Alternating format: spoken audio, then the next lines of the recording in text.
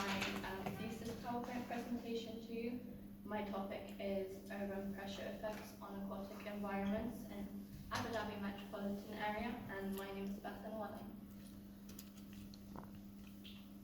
Okay, so this is the table of contents. So first I'm going to be giving you a brief introduction, be talking about the natural environments in Abu Dhabi's climate, be talking about the journey that Abu Dhabi went through during its urbanization, the aquatic environments within the city, the protection policies and laws that the government has implemented, an international case study, one on Sri Lanka and another one in Barcelona, the anthropogenic factors that affect the environment, the changes, modification, destruction and creation of new habitats, and then the methodology, as known as the juicy part, the future threats, the recommendation, and the conclusion.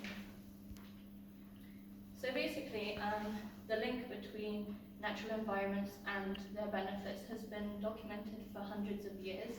We know that they protect the coastal areas, they provide habitats for fauna and flora, and we always question our dependency on them. So since Abu Dhabi's foundation, it was a very nomadic lifestyle, and since the foundation of oil, it went through an economic boom where the city was rapidly urbanized, and this leads us to question how the natural environment changed over these years. So here's the journey that Abu Dhabi went through. Okay, so the human race has significantly changed natural environments for hundreds of years. We are very dependent on the resources that come with these natural environments. They make up an important part of our lifestyle. They provide us with resources, they help pollution, they help climate change, and they have endless benefits. So these areas can also help us in the journey towards the climate change journey, because natural environments significantly reduce the impact of climate change and help to slow the process down. So first, before we talk about Abu Dhabi's urbanization effects, we need to talk about Abu Dhabi climate, because Abu Dhabi climate exerts its own pressure on the natural environments. First of all, it's a subtropical hot arid desert climate. So what this means is that during the year we have rapid temperature variations. So here's the temperature on this graph, and we have limited rainfall. So during the period where the climate exceeds the amount of rainfall, we're in a dry period. In addition to this, we also have the impact of the Arabian Gulf and the width. So here I made this chart to demonstrate how the water flow changes throughout the small width of the Arabian Gulf. And what this does is it stops all the salt from being passed around the Arabian Gulf in an even manner because of the small current. So due to this, we have a lot of species in the UAE that are very salt tolerant, and this makes it very unique. Okay, so now I'm going to go through the stages of development that Abu Dhabi went through. As you know, a lot of the time cities tend to develop around areas where resources are abundant, like water, forests, and other natural resources. So Abu Dhabi was developed in the 1960s primarily as a nomadic city, and this was around the Corniche area. So what they would do is during the winter they would go to the desert, and during the summer they would migrate towards the coastal areas. So the economy was basically created by the aquaculture, power fishing and trade. However, during the 60s to the 70s, Sheikh Zayed took on the role of becoming the ruler of Abu Dhabi, and this was when the foundation of oil was found. So this started to blossom the economy, the country started becoming a lot richer, and then they started to think of developing a master plan, creating amenities like water and electricity. However, along with this came a massive migration from Southeast Asia, where people seek jobs. So therefore, the government started to give free housing and land to the Emiratis to prioritize their nationals.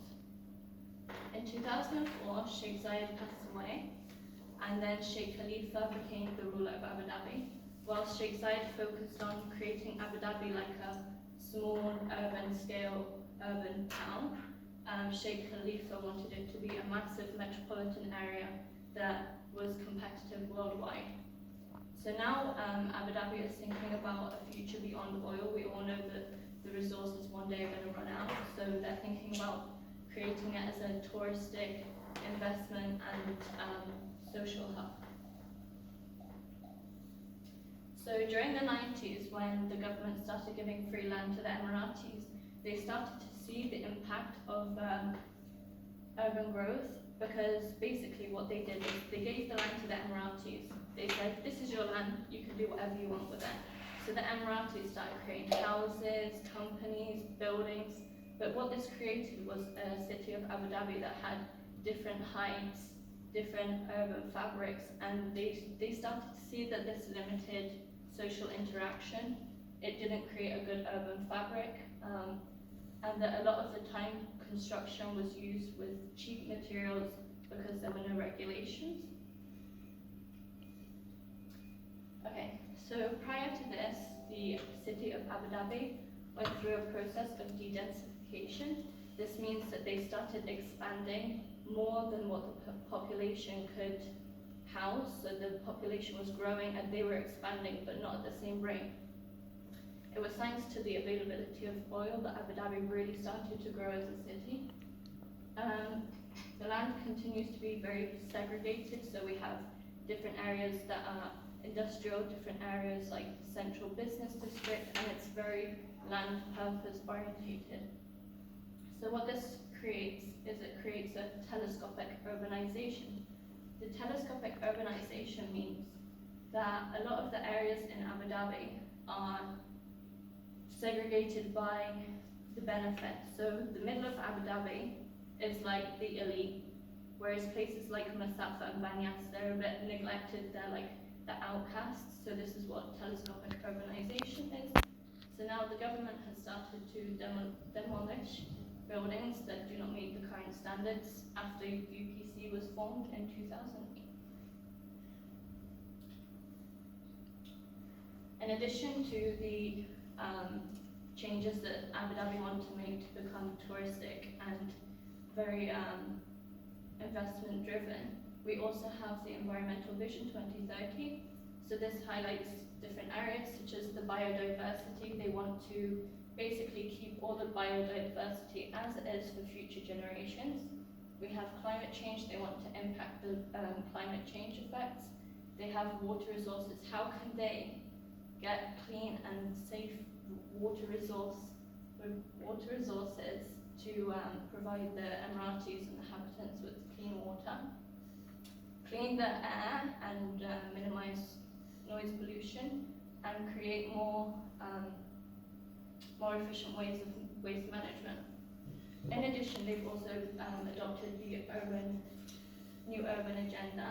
They've created an impact because they signed on to this, and what the new urban agenda does is it takes all the Gulf countries that are rapidly developing, they sit them down at a conference and they discuss new standards, legislations, policies that they can implement to create sustainability and safe cities. Okay, so next I'm going to go on to the coastal and inland ecosystems in Abu Dhabi. So here I have a map. This is the main area of Abu Dhabi. This is the built-up area. And all around it we have the different type of ecosystems. So we have the mangroves here, we have the sandy shores, we have the sebkha, we have all of these environments. But some of them are considered more precious to the government based off what they provide, whereas others like sebkhas are pretty much set aside. So these are all characterized and affected by the urbanization process, and in an increasing affluent society, these coastal areas are becoming more and more attractive financially and for development purpose. Okay, so Abu Dhabi Vision 2030 as a whole, from what I looked up, is very brief. It doesn't really give the insights into how the government wants to achieve these goals.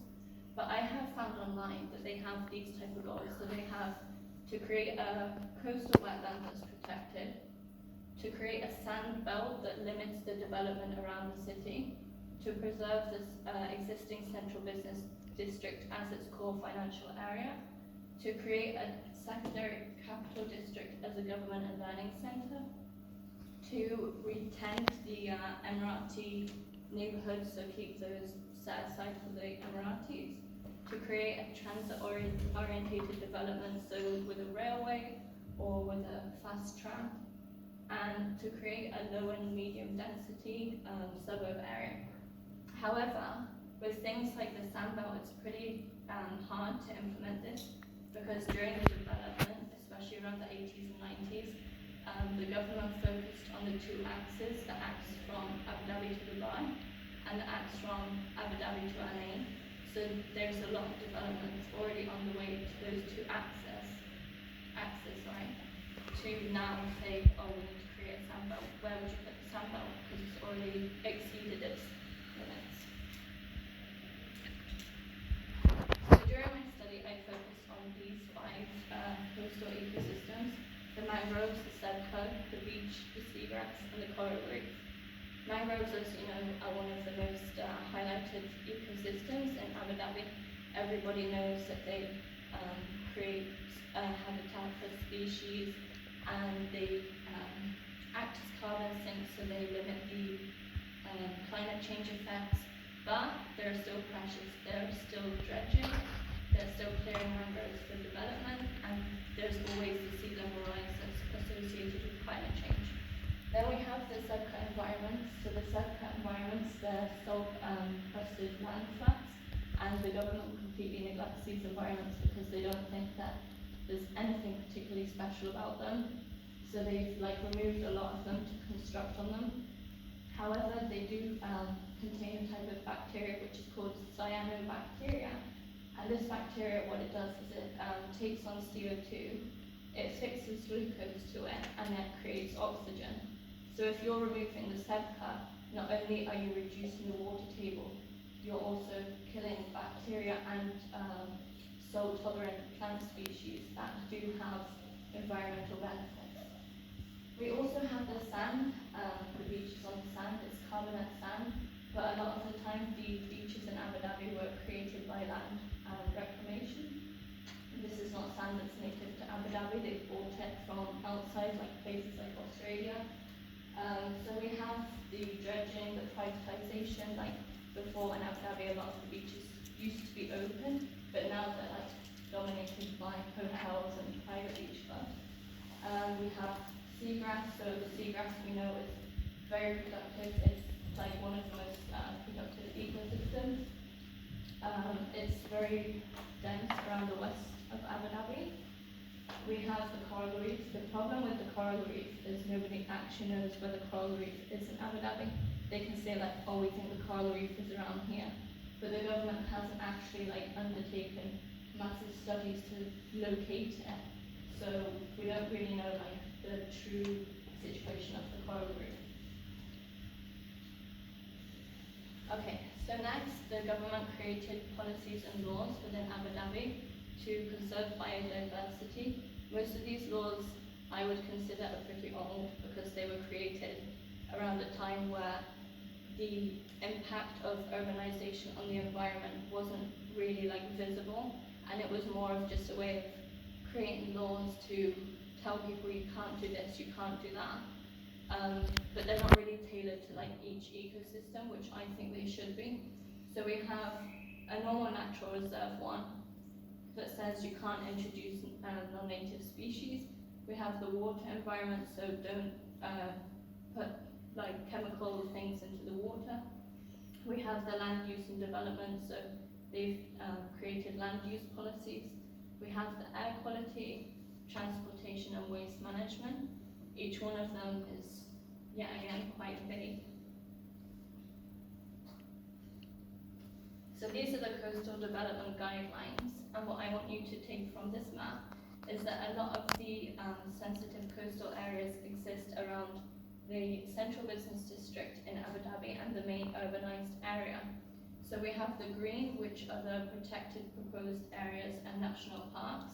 We have the yellow, which are the coastal conservation zones.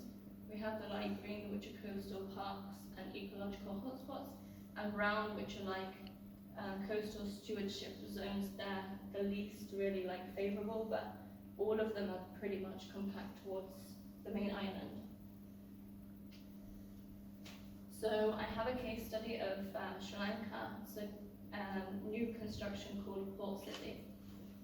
So what this port city is, it basically acts as an extension of the normal central business district. But the way they've gone about this is impacting the environment in a negative way, because they've taken all of this sand, which is 65 million cubic meters of sand, they've gathered it up and they've shoved it in the water and said, okay, we're going to construct on here. But the problem is the Sri Lankans are very dependent on the sea life and fishing for their commerce. So this has impacted the fish species. They've migrated. It's damaged coral reef. It's created sediment imbalances and erosion rates, and a lot of the Sri Lankans aren't happy about this, and they've actually started contesting against it. Although they say that this construction is going to be pedestrian friendly, they're also still allowing cars to pass on the mini island where the pollution levels already exceed the World Health Organization guidelines. So although it's user friendly, we can't consider it completely like a idealistic case study. Next we have the city of Barcelona. So the city of Barcelona obviously goes back a long, long way. So what they did is they created a city built off very rigid blocks. So it's like block after block after block, and they've created narrow streets that pass through the city. So here we can see that since the development, the city has started expanding more and more into the rivers, and this has basically created a problem with the river flow. They've changed one of the river courses. What was travelling once one way, they've redirected it to create the airport, and basically there was a civil war, and after the civil war happened, then everyone just started constructing with whatever materials they could find. And then at the end of the dictatorship, they started to gain interest from the Olympics. So the Olympics were like, hey, we want to come and host in your country, which they didn't use the money and put it all into the Olympics. They started developing Barcelona in a proper way. But then the existing structure of Barcelona still exists, which I'll show you in the next slide. So these are all the rigid blocks that I was on about, and as you can see, Barcelona is pretty much urbanized across all of the coastal line. Now this creates normal problems that cities have, like noise pollution, density problems, air pollution, and the mouth of the river here has been completely destroyed because it's unable to deposit the amount of sediments that it usually would into the water, and that's not carried away. So basically they've created like a blockage of the river mouth. Now they've come up with the idea of a super block because they cannot change this. So they've said, like, instead of allowing cars to pass through every room, they're gonna allow main roads for the cars to pass through, and then in between those roads they're going to have user-friendly motors that can pass through to kind of create a sustainable environment in something that's already pre-built. Okay, so the anthropogenic factors that affect these ecosystems, we have the human effects, so land grabbing, inefficient land use. We have population. Along with an increase in population, we have the demand for resources. Land use, inefficient land use, land clearing. Construction, we have to have proper construction regulations, otherwise people will just construct wherever they want, using whatever they want. Waste management, we create a lot of waste these days, especially with plastic, and that kind of relates to the recycling processes. And transportation, the input of microplastics into the environment, and the release of petrol. So these are the ways that human can affect the habitats. We can modify them, so we can change the abiotic and biotic processes. So the biotic means that we will decrease the amount of diversity in the species, and abiotic means that we change the natural environment around them. We can destruct them, we can remove species from a land, and we can limit it or even extinct them in some cases, and we can create new species, which creates an imbalance, because usually if you create a new species, then they enter into conflict with each other. Okay, so now I have my methodology. I've chosen this site here to encompass the main Abu Dhabi island and other surrounding islands which we have developed so far. The one problem that I came across with finding all the data was that no one wanted to really help. So all the data that's included in my methodology, I've come up myself by mapping and by gathering all the data from softwares that I know. So I've covered all the ecosystems that I've previously mentioned using satellite images and softwares. So the aim was to find out how the natural environments have been damaged since 1960.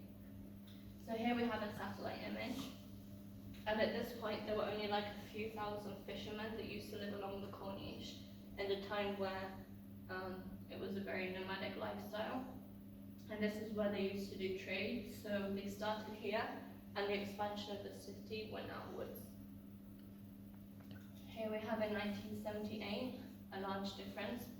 Between 10 years, the city of Abu Dhabi grew from here, basically towards the Safa area. We have 2000, so 2000, like I said before, they focused on the two axes to make one towards Dubai and one towards LA, and you can see that surrounding areas started to become attractive due to land cost and sufficient space. We have 2015, where we have Reem Island, we have all of the outer skirts like Banya City and all of the Emirati housing areas being developed, and we have additional islands that were created. So basically what I did here is I outlined all of the ecosystems, and I wanted to mark the changes between the years. So here we have 1968. So in 1968, the contour of Abu Dhabi was not really established. There was no difference between the sea and the land. So here you can see the sandy bottom connected to the main island. Eastern mangroves was completely connected to the main island. We have a few mangroves on Reem Island, and then we have Abu Dhabi Corniche area, which is the Corniche area that didn't really have its own beach. At this point, all of the ecosystems were left relatively untouched. So then we have 1978. In 1978, what they did is they dredged around the main city of Abu Dhabi. Here you can see where before it was a sandy bottom in the main island. Now they've actually created a contour. They've extended this island and created an inner channel. They've created a small Corniche beach. There's mini land here, and then the eastern mangroves started developing mangroves. There was a small lagoon just opposite Reem Island here. And there were mangroves also present in the Safa area. So in 1984, the development started to sprawl outside of the city. The surrounding islands were increased by land reclamation, so we can see that Abu Dhabi Corniche started to grow. Albertine area was being extended. They started to connect the main island to the area of the Safa. They created Al Maria Island, the small island opposite Albertine. Here they increased the width and they connected them together because there used to be two small mini islands. Masafa lost all of its mangroves by land clearing. And then the lagoon opposite they put sand there, which removed it. Okay. Then we have 2008. In 2008, you can see that the eastern mangroves were completely pushed back because they started to make room for the Anantara Hotel. We have Lulu Island that was added to the landscape of Abu Dhabi. We have Corniche Beach, which significantly increased in size. We have Sadia Island, which they started to increase. When they started increasing the beach size in Sadia Island, it started to have a decrease in species diversity because they were affected by the changes. We have mangroves here that were quite dense, and we have small little islands like here where Etihad Towers is now that had vegetation on them. So in 2014, the Reem Island lost all of its mangroves. Corniche Beach was significantly extended. The small water body on Lulu Island started to dry up, and this mangrove area started to decrease in size. In 2019, they started privatizing the Abu Dhabi Corniche Beach. Now a lot of it is built up, and there's a new development program that wants to create like a social interaction site on that. This has started to decrease. They started dredging between those to create new space. We have here a piece of land that's completely been cut in half now to make room for a new road. The water body in Al Lulu Island is practically almost gone. We have a Sebka area which was created in Al Reem Island, because they demolished the land, so they've taken off a large amount of land to use that sand for construction, and now they've brought up a Sebka. And then we have Sadia Island, which has continued to be increased as well. We also have a new addition, which here they're now constructing a private villa, and I've spoken to some people that have said that it's completely destroyed some of the mangroves, and some of the species have been so affected by the progress of the road in this villa that they've not seen them for quite a while now. So here I made some maps on, some charts, on how each sector has grown. So the water distribution type, how the urban area increased, how the mangroves increased, and I've mapped it over each map timeline.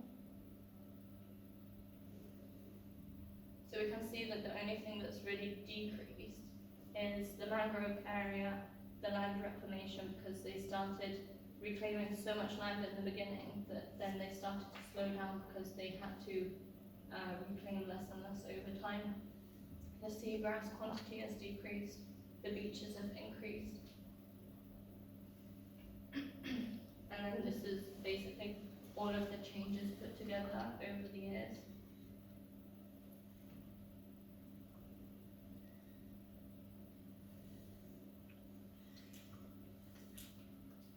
Okay, so future threats. We have a new road that's being constructed by Al Reem Island called the Al Lathina Link. This road has received not much criticism. A lot of people are saying how great it will be for the traffic flow, but nobody's really addressed the problems that this road will actually have. So like I said before, that this area was cut in half here. They've dredged all of this to create a link that will take the road all across these small islands, and these are the coastal parks and ecological hotspots that were on the coastal guidelines. So this is going to be a 4-lane road, and the problems that it's going to cause is noise pollution. The species are going to hear the constant increase in cars, microplastics from the tires and the road paint that will be on the road, mangrove clearing obviously, and a decrease in water fluidity.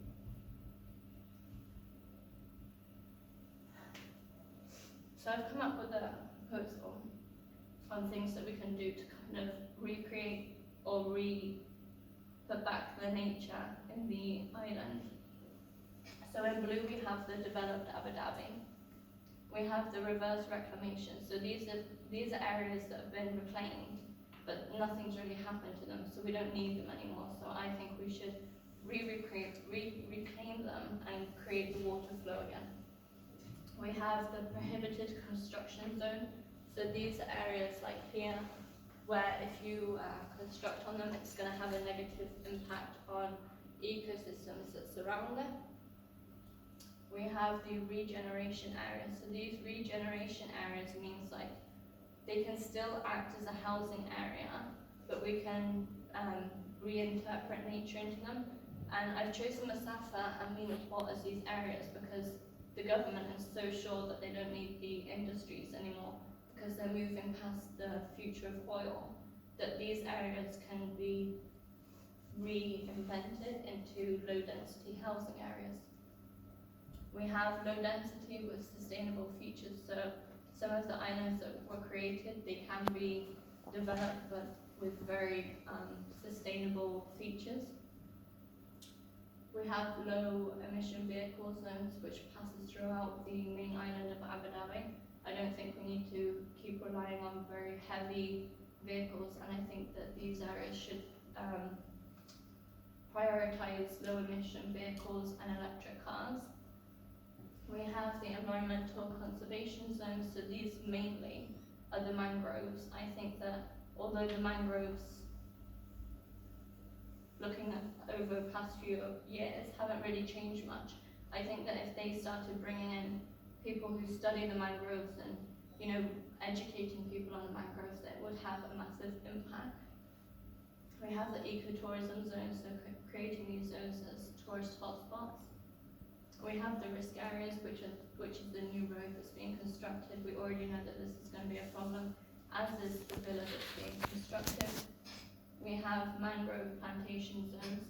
I've chosen to re-put mangroves in the area of Masafa and neighbouring it with hopes that they will create new mangroves that grow between them, and also on the Mina Port area to kind of break down this is the main island and this is the water. I want it to be more of a gradient.